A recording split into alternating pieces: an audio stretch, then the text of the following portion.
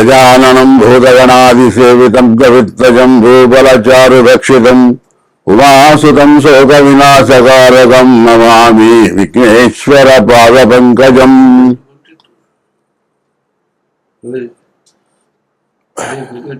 శుభమస్తు అవిఘ్నమస్తు.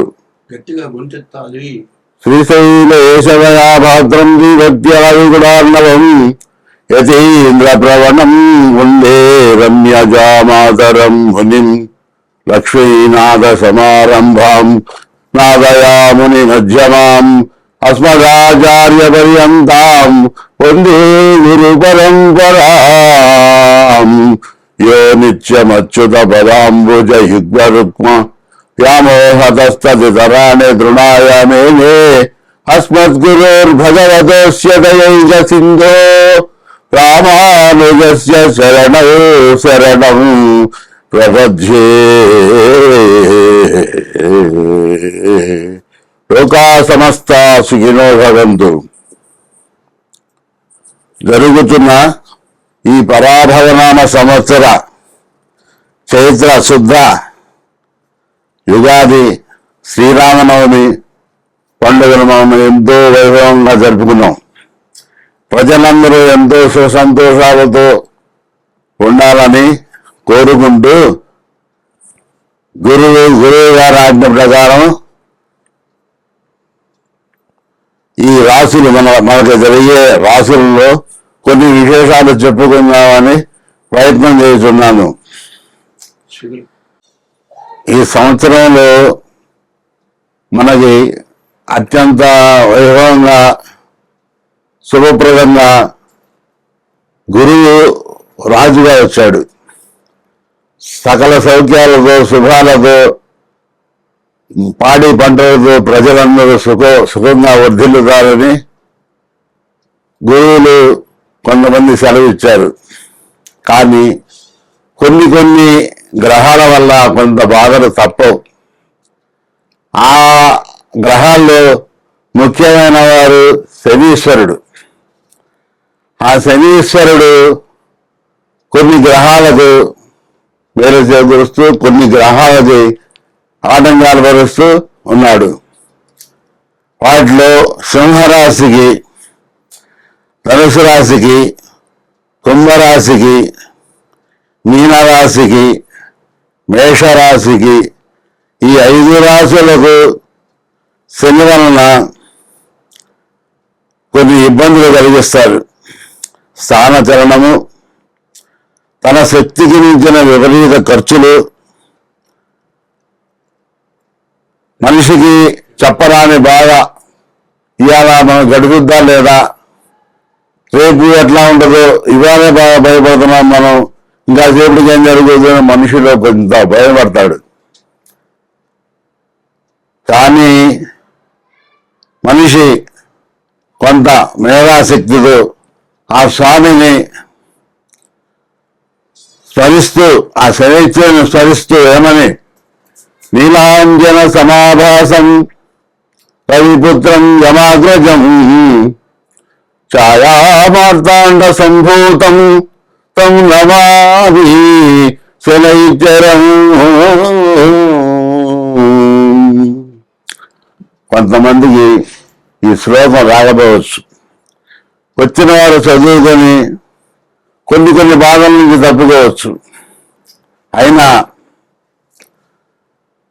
ఈ బాధలు తప్పించుకోవాలంటే మనిషి కొంత దైవశక్తి కావాలి. ఆ దైవశక్తి వందే దశరథాత్మజం వందే కౌశికుయాగ రక్షణకరం వందే సూర్య శశాంకలోలనయనం వందే జగత్పావనం వందే రమానాయకం వందే హరిగిరీట కుండలధరం ధనుర్వల్లభం వందే భక్తజనౌగ సందివిటం వందే సదా రాఘవం.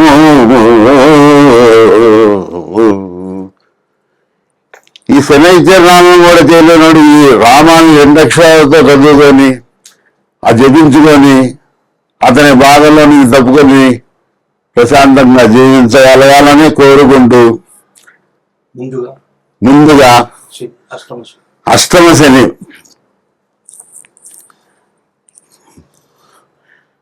సింహరాశి వారికి 1 సంవత్సరం 6 మాసాలు అష్టమ శని ప్రాణకంటకుడు. అష్టమ శని వల్ల అనారోగ్యము, యాక్సిడెంట్స్, విపరీతమైన ఖర్చులు, ఇంట్లో మనశ్శాంతి రాకపోవడం, పిల్లల వల్ల కానీ, కుటుంబం వల్ల కానీ, ఉద్యోగపరం వల్ల కానీ చాలా బాధలు పడి ఎంతో బాధ చెంది చివరకు ఒక ఉపశమనంగా మనిషి జీవిస్తాడు. తర్వాత మీనరాశిలో పోయిన సంవత్సరం నుంచే ఉన్నాడు శనేశ్వర స్వామి. మరి ఈ సంవత్సరంలో ఉంటాడు, ఇంకా సంవత్సరం 6 మాసాలు ఉంటాడు. ఈ మీనరాశిలోనే ఉంటాడు. మీనరాశి వారందరూ అసలు ఎంత జాగ్రత్తగా ఉన్నారు అంటే వాళ్ళకి ఒక్కొక్కరికి అచ్చొచ్చిన కూడా కొద్దిగా బాగానే పర్వాలేదు, కొన్ని ఉపయోగాలు చేస్తాడు. కానీ ఆ ఉత్సవం లేనప్పుడు కానీ, ఆ క్షేత్రంలో మంచి క్షేత్రంలో లేనప్పుడు కానీ చాలా బాధపడతాడు. అనుకోని బాధపడతాడు. పలానా దాటికి వెళ్ళాలని మన పలానా ఊరికి వెళ్ళిపోతాం.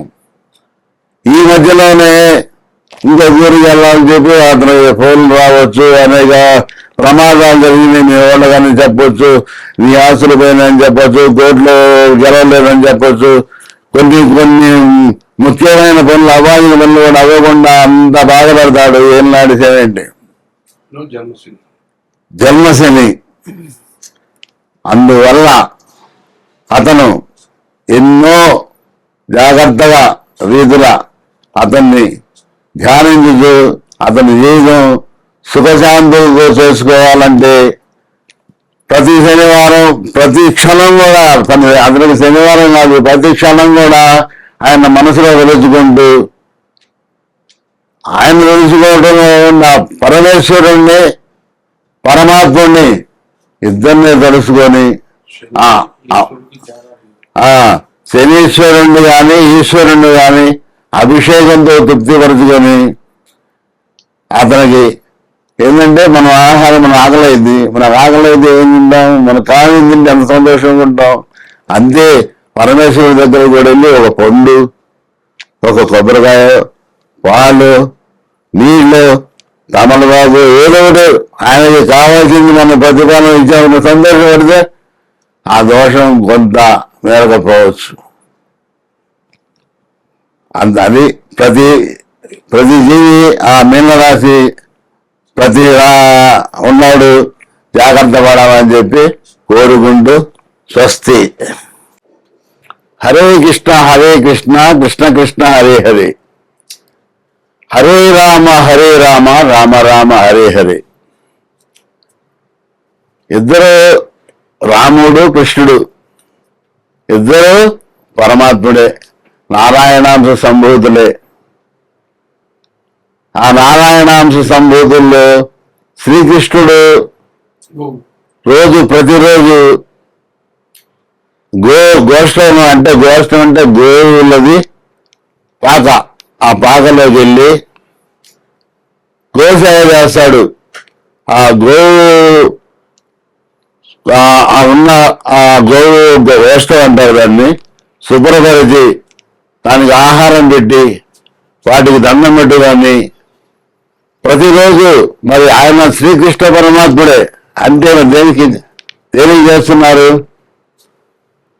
గోమాత అందరికీ, ఈ లోకానికి మహాలక్ష్మి తల్లి.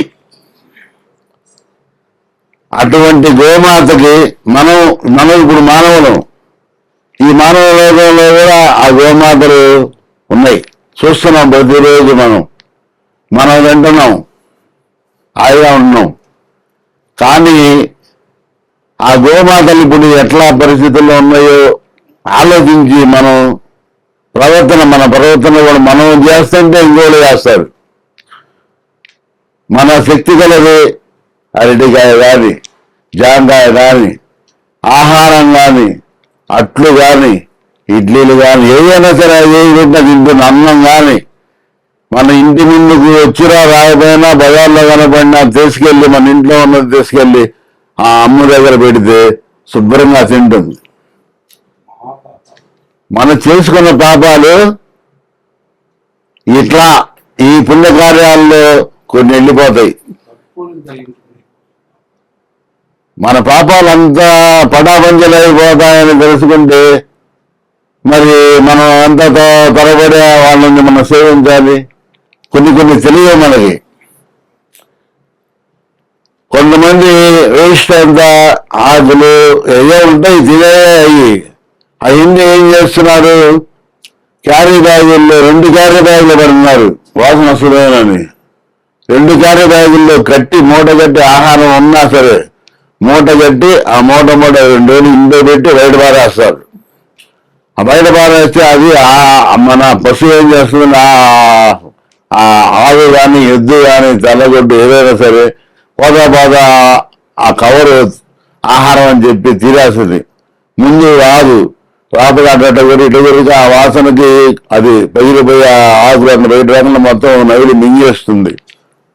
ఆ మింగేసినప్పుడు ఆ ప్లాస్టిక్ అంతా లోపలికి పోయి ఎంత ప్రమాదం అవుతుందో మనం ఆలోచించండి. మనమైతే మనం అటు తింటామా? లోపల దానికి క్యాన్సర్ అయిపోతుంది. ఎవరికైనా అంతే, ప్లాస్టిక్ కనుక లోపల చేరిందంటే క్యాన్సర్ వచ్చేస్తుంది. మరి పశువుకైనా వచ్చేస్తుంది కదా. అందువల్ల అటువంటి పళ్ళొద్దు మనకి.